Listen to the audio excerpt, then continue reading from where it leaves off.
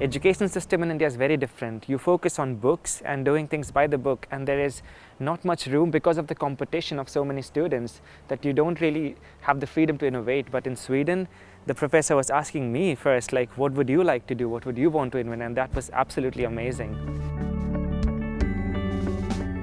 Scholarship has given me the opportunity to be more financially independent and given me more confidence in the study in KTH.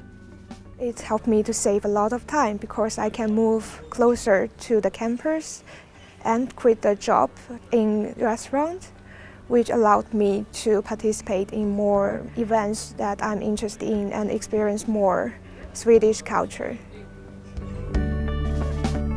Being a Buddhist, I tend to not get too excited or not too sad. So when I first saw the scholarship, I was like, okay, and there was this thing bubbling inside me, waiting to just burst out.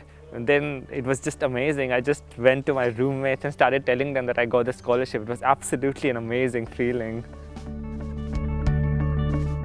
After graduate, I'm going to take an internship in Beijing first. Then I will apply for a job very flexible, but I hope it has some connection with Sweden.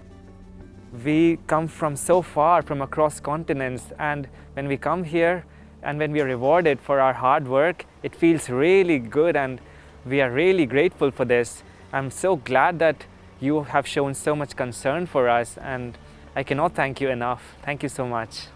I feel very grateful to KTH alumni who have made this scholarship happen, because it's not just about money, but your concern to international students who have been working very hard with their study in KTH. I will keep your kindness in heart and hope I can spread it out.